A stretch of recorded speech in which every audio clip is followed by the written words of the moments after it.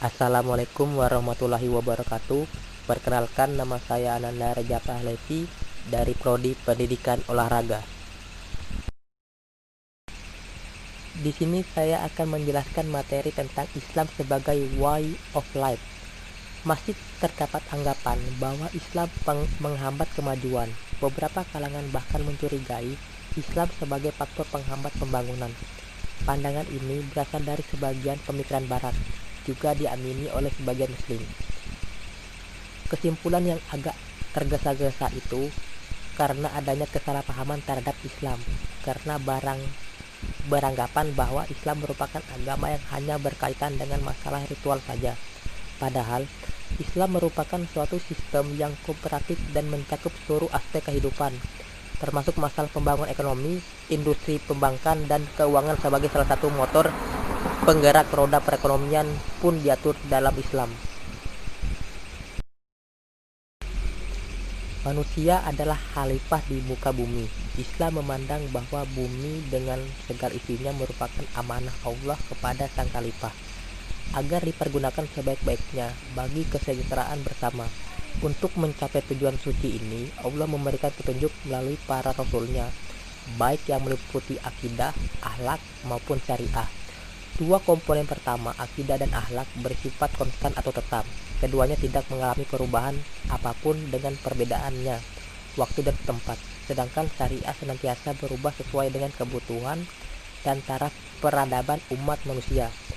Perbedaan itu sesuai dengan masa masing-masing rasul.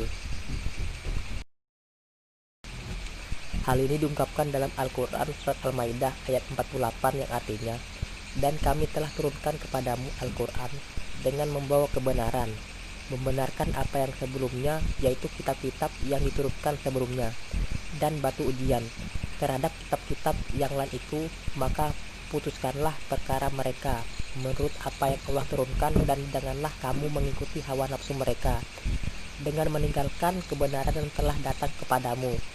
Untuk tiap-tiap umat di antara kamu, kami memberikan aturan dan jalan yang terang.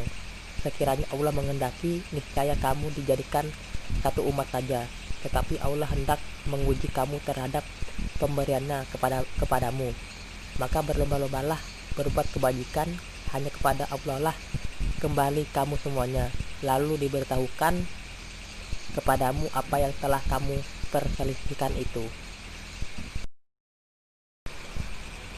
Oleh karena itu, syariah Islam yang dibawa Rasulullah SAW mempunyai keunikan tersendiri, bukan saja menyeluruh atau komparatif, tetapi juga universal. Karakter ini diperlukan sebab tidak akan ada syariah lain yang datang untuk menyempurnakannya. Universal berarti syariah Islam dapat diterapkan dalam setiap waktu dan tempat sampai akhir zaman.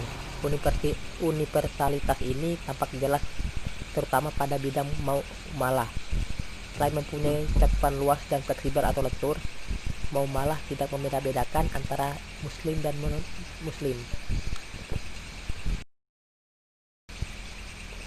Dalam sektor ekonomi misalnya, yang merupakan prinsip diantaranya adalah larangan riba, sistem bagi hasil, pengambilan keuntungan, dan pengenaan zakat. Sedangkan yang bersifat variabel adalah instrumen-instrumen untuk melaksanakan prinsip-prinsip tersebut.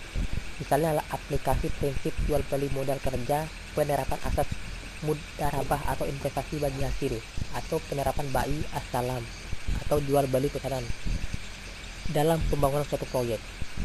Dan menjadi tugas cendekiawan muslim sepanjang zaman adalah mengembangkan teknik penerapan prinsip-prinsip tersebut dalam variabel yang sesuai dengan situasi dan kondisi pada masanya. Sekian paparan dari saya ucapkan terima kasih. Assalamualaikum warahmatullahi wabarakatuh.